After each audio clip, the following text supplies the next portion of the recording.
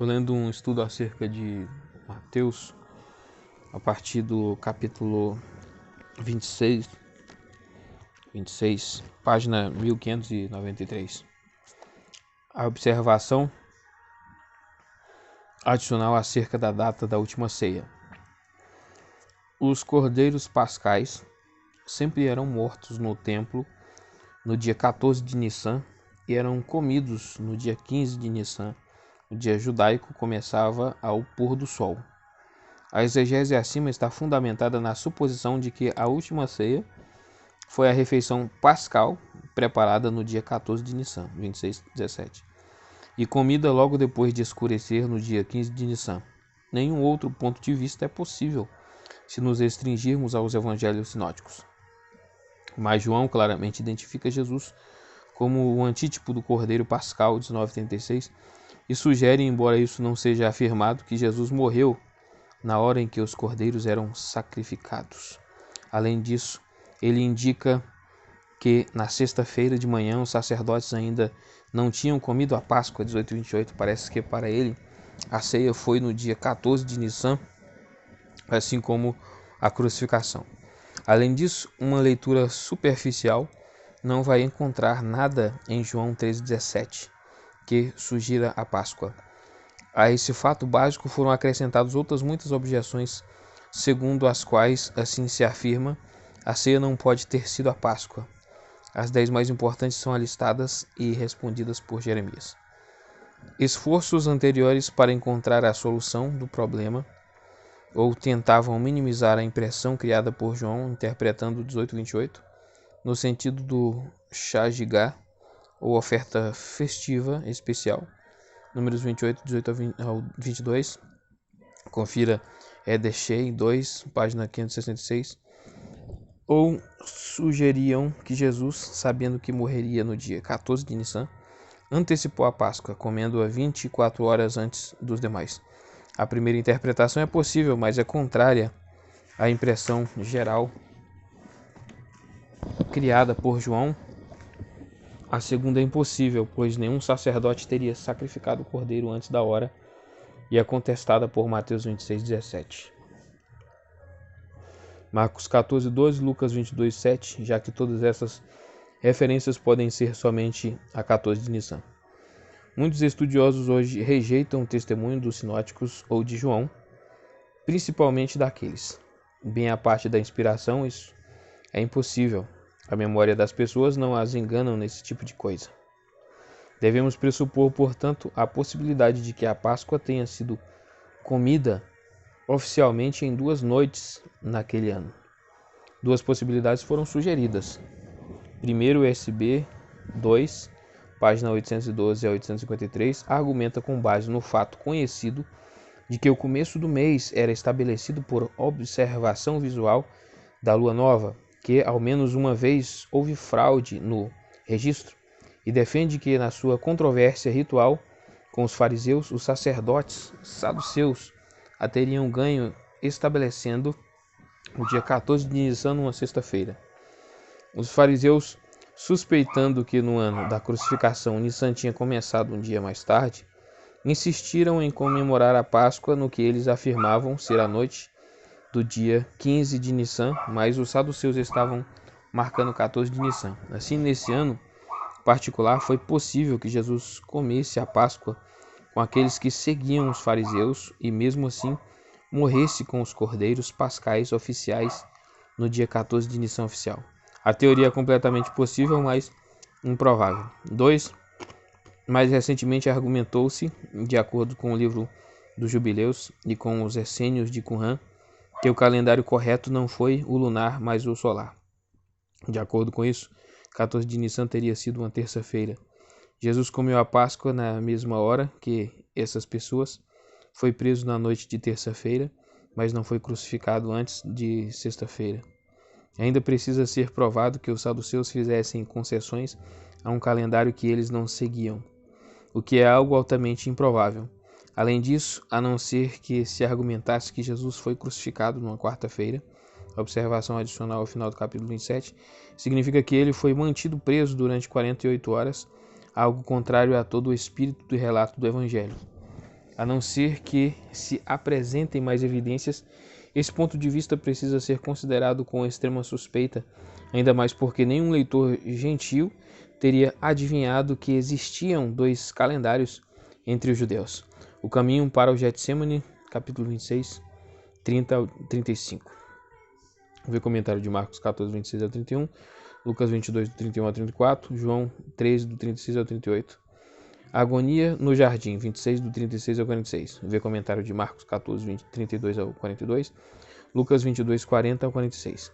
Na nossa reconstituição da cena, precisamos dar espaço para uma hora bem avançada da noite. A Páscoa nunca termina cedo e temos de dar bastante tempo para João 14, 17. O fato de os 12 não conseguirem parar Judas mostra que até então eles não tinham percebido o que estava para acontecer. Seria isso devido à sua crença profundamente arraigada,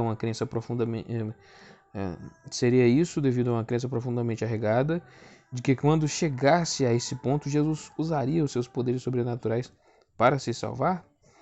E assim, o seu sono pode ser facilmente compreendido. O relato da sua agonia deve ter vindo, ao menos em parte, do próprio Jesus, depois da sua ressurreição. Versículo 39. Cálice. Confira 20, 22. Era um termo comum no Antigo Testamento para expressar o destino, tanto bom quanto ruim, mas com mais frequência o segundo de um homem ou de uma nação. Jesus é preso, 26, do 47 ao 56. Vê comentário de Marcos 14, 43 e 52, Lucas 22, 47 e 53, João 18, 2 ao 12, versículo 49. E o beijou, um ato de desaforo.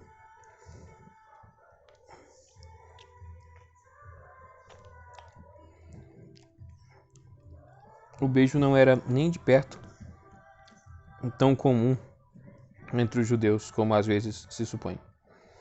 Um rabino podia beijar um discípulo como recompensa por alguma sabedoria especial, mas não sabemos de discípulos beijando seus rabinos.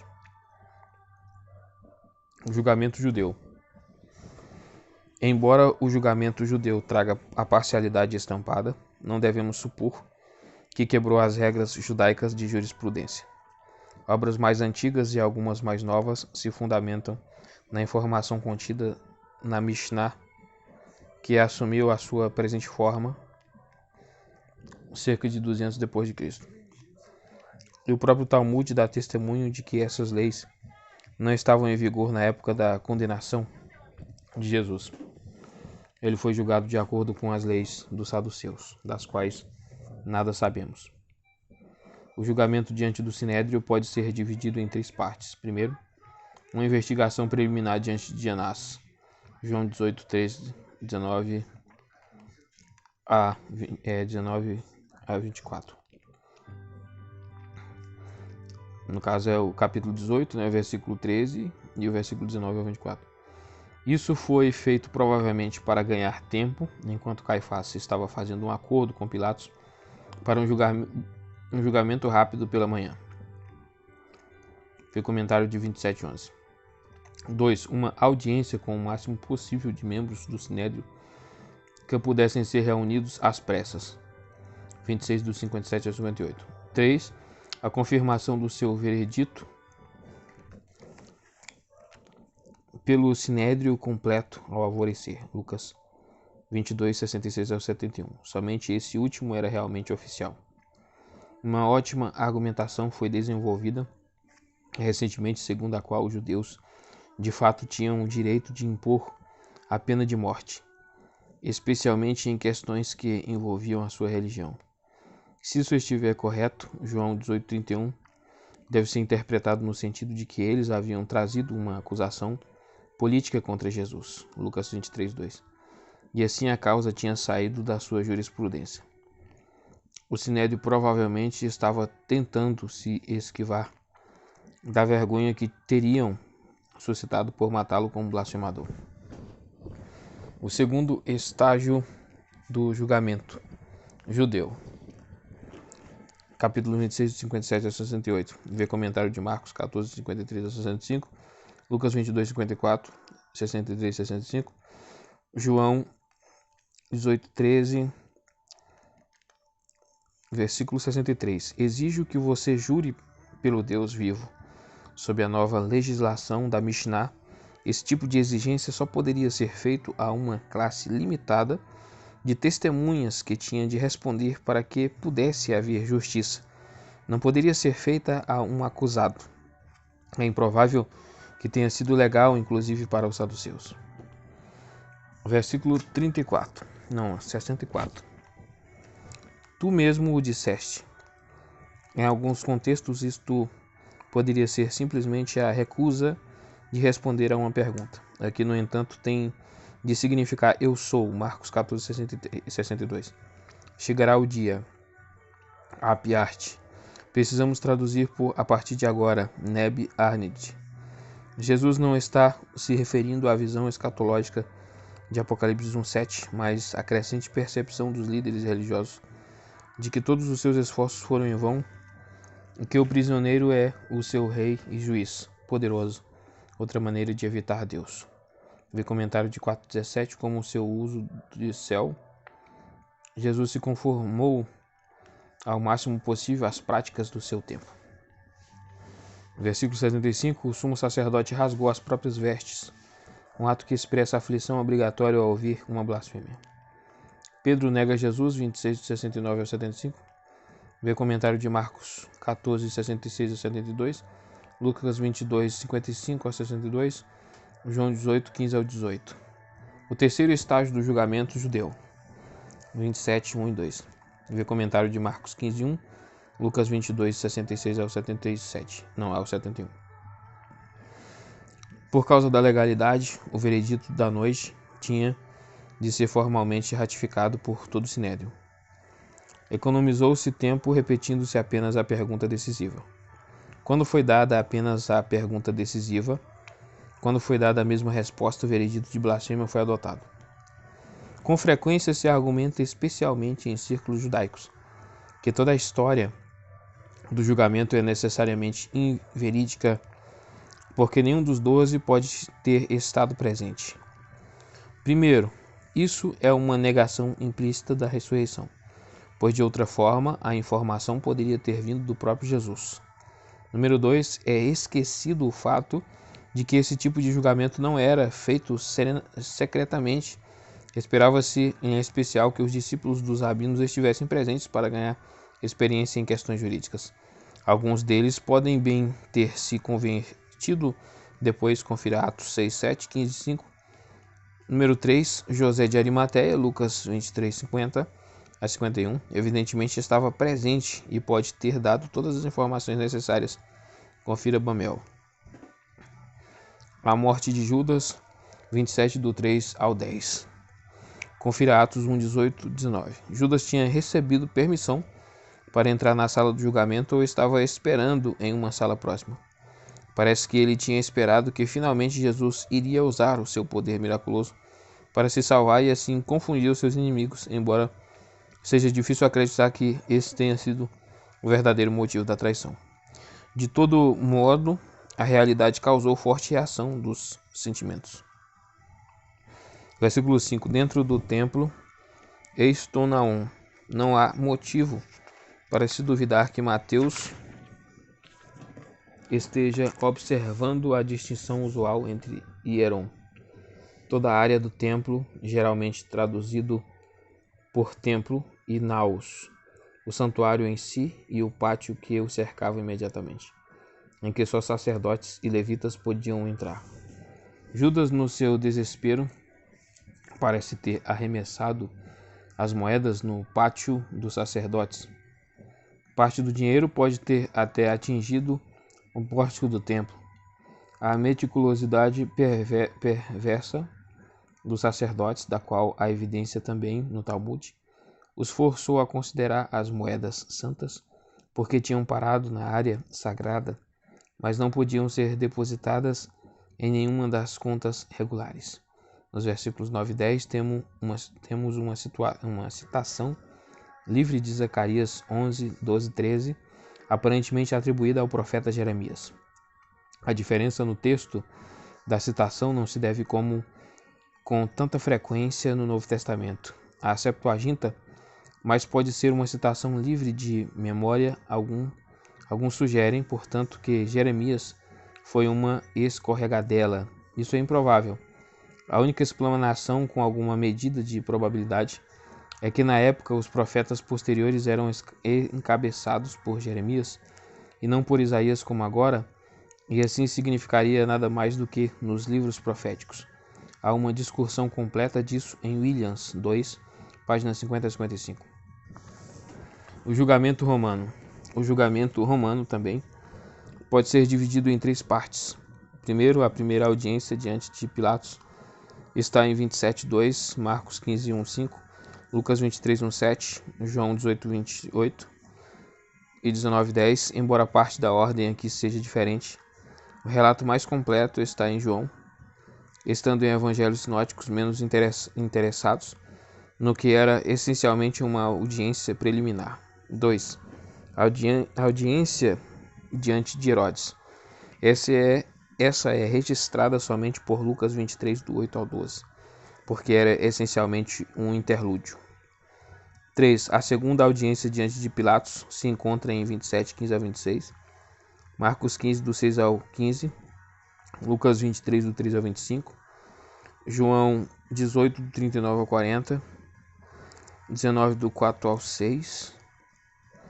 Como já foi dito acima, a ordem de João nem sempre pode ser harmonizada com a dos evangelhos sinóticos. Deve-se observar que, com exceção de Lucas 23:4, somente os principais sacerdotes, anciãos e escribas são mencionados nas primeiras 2 audiências. Foi um jogo desesperado das autoridades judaicas para decidir a questão antes que houvesse reação popular. A multidão se reuniu para exigir a libertação de um prisioneiro conhecido, Marcos 15:8, e é de se duvidar que tivessem gritado pedindo a morte de Jesus se não tivesse sido apresentada a eles como uma escolha entre Jesus e Barrabás. Pilatos de fato manteve o controle até que praticamente desceu de seu assento de juiz e sugeriu que a decisão popular resolvesse a questão. A primeira audiência diante de Pilatos, 27, do 11 ao 14. Vê comentário de Marcos 15, do 2 ao 5, Lucas 23, do 2 ao 5, João 18, 28 e 19, 10. Versículo 11. Este, o governador, lhe perguntou: Você é o rei dos judeus? É impossível que isso tenha sido o início da audiência, que tinha de começar com uma acusação. O primeiro passo é dado em João 18, 29 e 30. Não havia animosidade entre Pilatos e os líderes judaicos, de modo que a insolência do versículo 30 só pode significar que algum acordo prévio havia sido feito em Caifás e Pilatos, que este decidiu ignorar. Aí veio a acusação, Lucas 23, 2, que em virtude de sua prodigalidade sugere que foi elaborada sob impulso repentino. Pilatos tentou empurrar Jesus de volta ao sinédrio, João 18, 31. Somente então se voltou para Jesus, a julgar pela atitude de Pilatos. Não podemos esquecer que os seus espiões devem ter levado relatos completos a ele acerca dos atos e do ensino de Jesus, e especialmente desde a entrada triunfal, um dossiê relativamente completo deve ter sido compilado. Pilatos sabia que estava tratando com um homem inocente. A segunda audiência diante de Pilatos, 27, do 15 ao 26. O comentário de Marcos 15, do 6 ao 15, Lucas 23, 17 ao 25, João 18, 39 ao 40, 19, 4 ao 6, 12, 16. Não há evidências fora do Novo Testamento do poder de Pilatos de perdoar um prisioneiro, e de fato era um privilégio excepcional, pois o perdão geralmente era prerrogativa do imperador. Versículo 16 e 17, Barrabás. Um grupo pequeno mais influente de manuscritos traz Jesus, Barrabás, que é aceito pela NEB, BIFBS, Diglot, Schneewind e considerado provável por Minelli, Filson e Tasker. É difícil explicar a sua existência. se não fosse original. A oferta de Barrabás ou Jesus por parte de Pilatos parece muito esperta.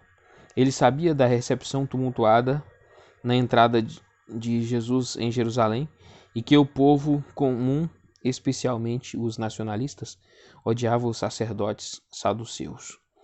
Ele não tinha como medir quando Jesus tinha desapontado os ativistas com sua passividade desde o domingo da entrada triunfal.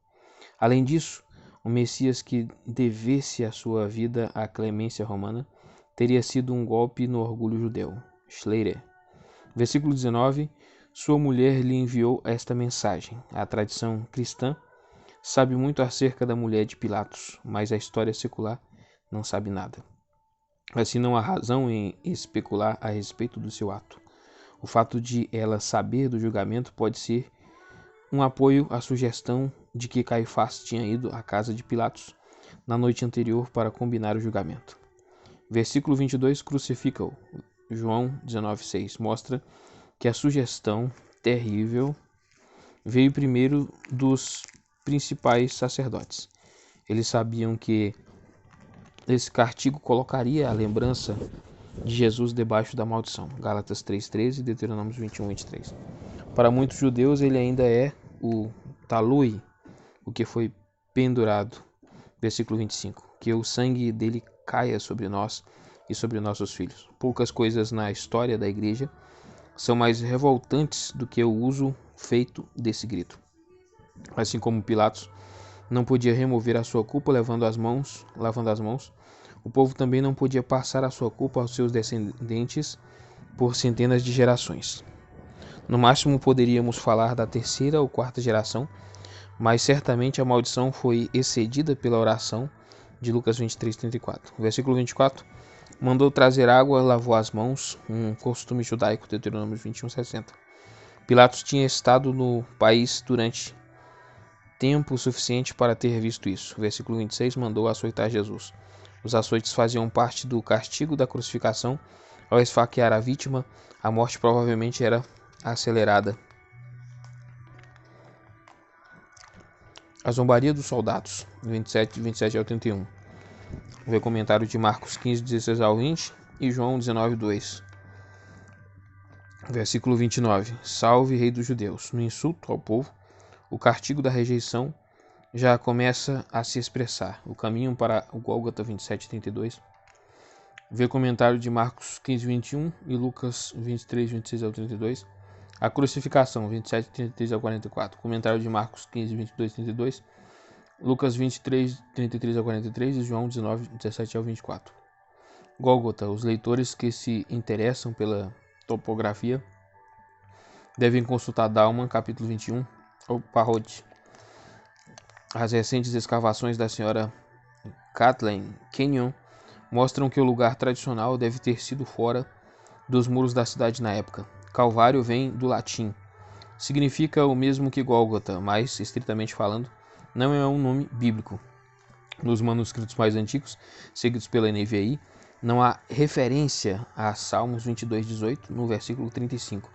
Isso ocorreu pela primeira vez em João 19:24, o que ajuda a mostrar a falsidade do ponto de vista cético, segundo o qual os detalhes da paixão foram inventados com base em supostas profecias do Antigo Testamento.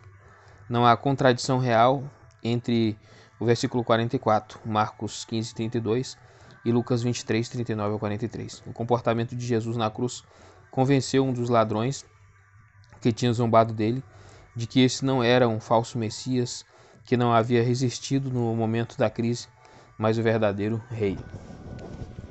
A morte de Jesus, 27, do 45 ao 56.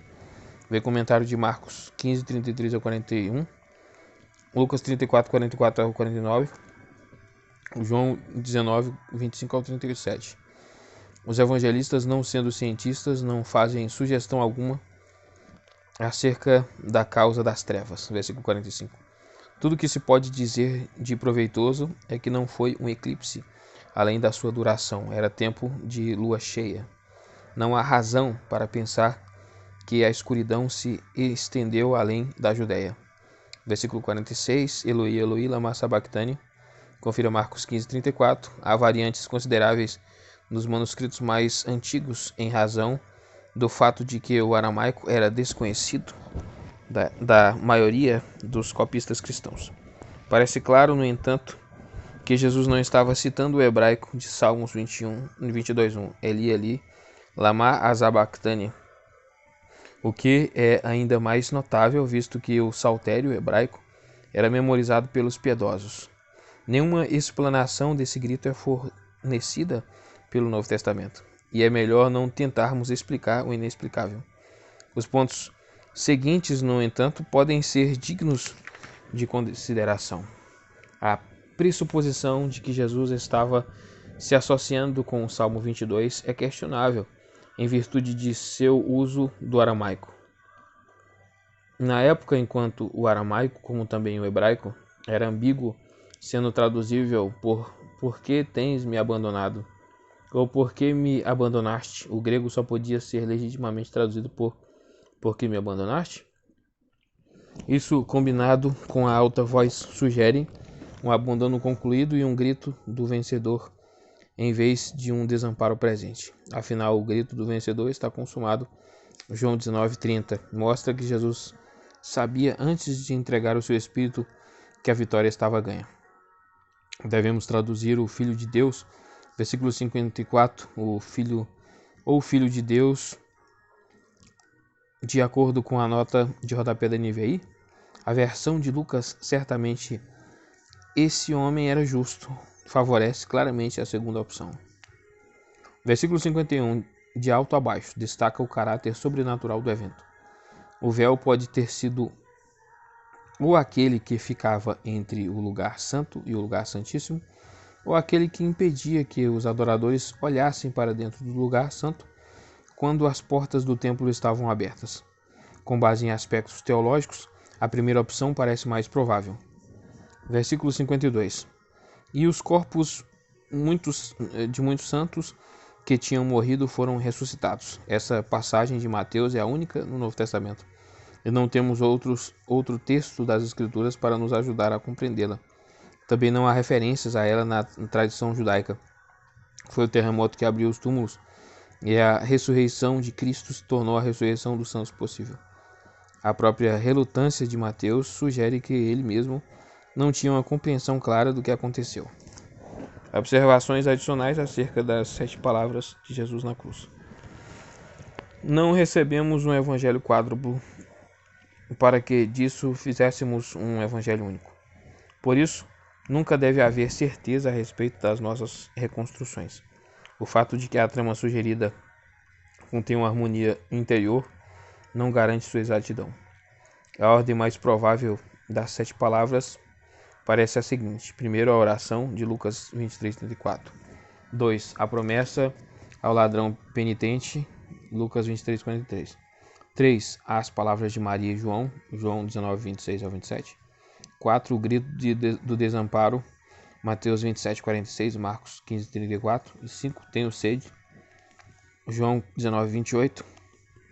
6. Está consumado, João 19:30, Mateus 27:50. 7. A oração final, Lucas 23:46.